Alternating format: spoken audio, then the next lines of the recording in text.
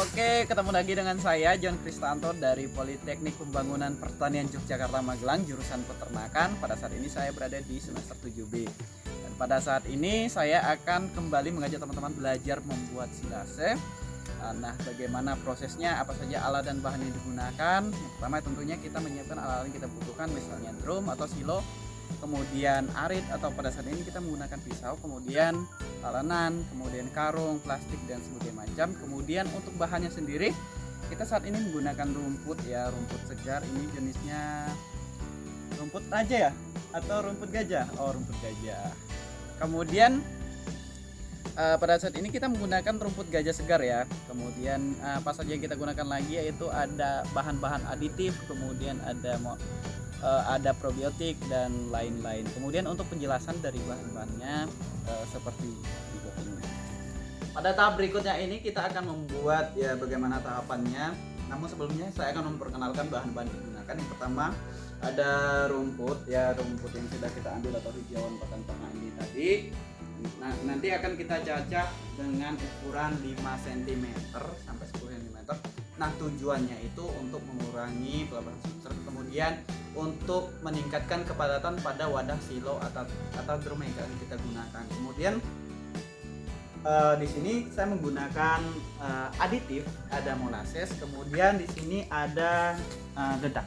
Nah, apa sih fungsi daripada ini? Ini tujuannya itu untuk mempercepat proses daripada ensilase di dalam wadah ini tadi. Kemudian bahan yang digunakan ya ini tadi seperti sudah saya sebutkan. Kemudian yang berikutnya kita mengenal bahwa proses silase adalah proses penguraian oleh bakteri asam laktat, yang dimana pada umumnya digunakan biasanya ada probiotik yang ditambahkan sebagai aktivator daripada mikroba itu tadi, sebagai fermentor daripada silase. Biasanya digunakan E4. Namun pada saat ini tidak kita gunakan. Kenapa?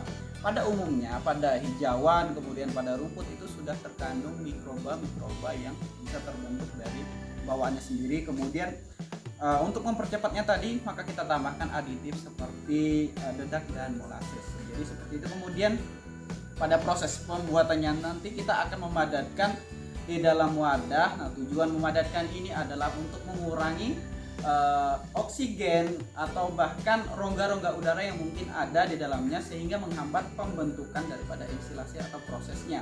Kemudian di dalamnya sendiri kita akan membuatnya, kemudian kita akan menutup rapat wadah yang kita gunakan nanti setelah selesai pembuatan. Kemudian kita memadatkan, kemudian menutup rapat dengan plastik. Dan tentunya ini ada tujuan tersendiri. Tujuannya apa? Yaitu untuk mengurangi masuknya udara, bahkan untuk menghilangkan adanya udara yang masuk sehingga prosesnya bersifat anaerob. Artinya tidak ada udara yang masuk sehingga proses daripada kinerja bakteri asam laktat yang di dalamnya ada bakteri, kemudian ada terdapat kerja fungi juga di dalamnya, sehingga semuanya bisa maksimal dan proses suasana asam itu bekerja dengan baik dan maksimal. Kemudian didapatkan hasil yang baik. Dan bagaimana tahapannya, prosesnya ikuti saya seperti ini. Kita akan melakukan penjajahan untuk memperkecil ukuran atau substratnya tadi.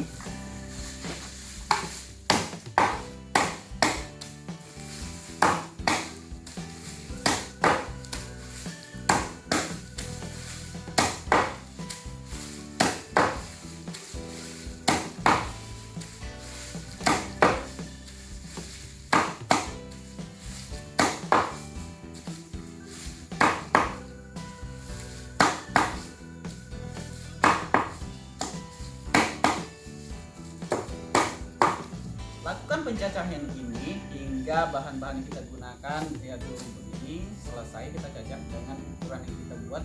Misalnya pada saat ini kita akan membuat silase dengan kapasitas 10 kg, kemudian kita gunakan probiotik seperti dedak ini mungkin sekitar 3% ya. Kemudian tidak terpatok sebenarnya untuk jumlahnya berapa, karena semakin banyak itu semakin bagus. Hanya saja kita melihat dari nilai ekonomisnya. Kemudian untuk molasses sendiri sama halnya, itu sebagai aditif atau pembentuk agar cepat suasana asam itu terbentuk dalam proses ensilasenya. Jadi kita tidak bisa menyebutkan jumlahnya seberapa, tapi alangkah baiknya ada. kalaupun tidak ada, semuanya bisa terbentuk. Hanya saja kita mempercepat prosesnya, kemudian kita menambahkan nilai-nilai yang diperlukan di dalam silase ini akan kita bentuk. Terus ikuti saya pada tahap-tahap ini. Oke, kalau tadi sudah kita cacah, kemudian kita sudah perkenalkan alat dan bahan, kemudian kita akan melakukan pencampuran ya teman-teman. Jadi kalau kita tadi setelah membuat sudah kita timah 10 kilo daripada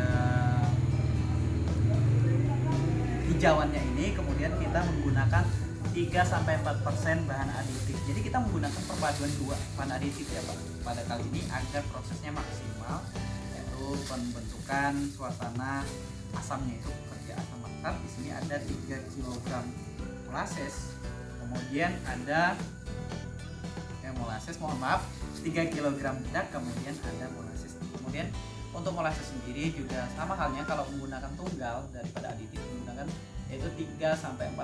Namun pada saat ini mungkin saya akan menggunakan paduan duanya dan menggunakan bedak hanya sekitar 2 kg, kemudian saya menggunakan molasses 100 mg.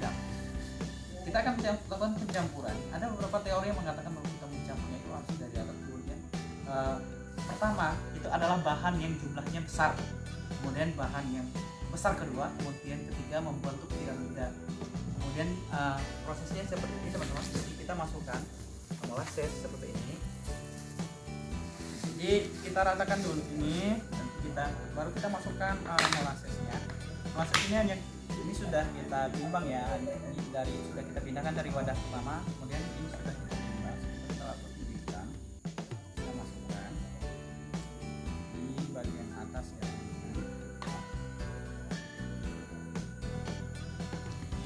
Nah, kemudian kita lakukan pencampuran,